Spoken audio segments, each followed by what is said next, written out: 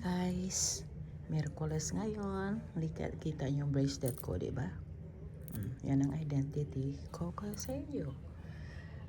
Okay, pasilip ko lang sa inyo ang pagkain at breakfast ng alaga ko. Okay? Yung that's Japanese ham and a little sandwich. Tira yan sa caregiver kahapon. Kasi masyadong marami piniprepare niya.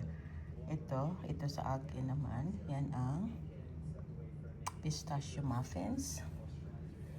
And then, yan, kunting blueberry lang at saka vitamin C. At ito ang green tea niya. Green tea at mga gamot niya at tubig.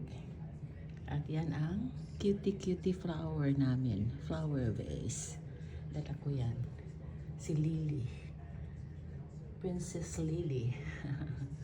My second apo from my ex. Si Princess Lily.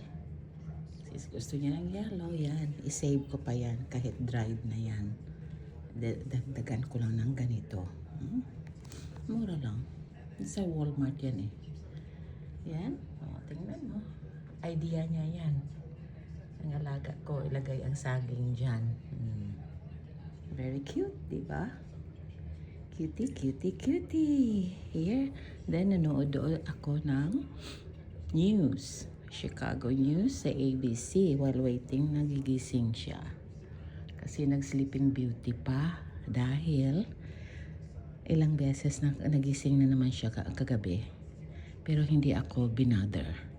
Sinilip ko lang siya, pumunta siya sa office, pumunta siya sa bathroom, at yun, balik sa kwarto niya. While naghanap sa asawa niya. So, wala tayong magawa guys. Pray na lang. Okay, ito, at the desk here, ito ang pwesto ko. Pero kumain ako doon ako nag-prepare. Yan, dyan. That's how I prepare, there. Okay, yung island ng kitchen namin dyan. At ito na.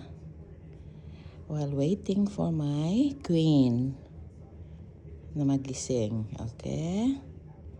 Pasilip lang guys. Wala akong pang-content ngayon, kaya ito na lang. Amping kanunay, ingat palagi, stay safe, and God bless.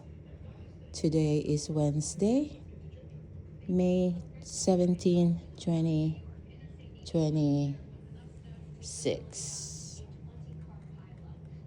Okay. 17 ba gahapon? 18 pala ngayon then. Silipin ko nga sa relo ko. Yes, 18 na pala ngayon. Yeah. Kahapon ako bumalik. Okay, i-end ko dyan. Pasilip sa inyo. Ang ganda ng flower vase namin, di ba?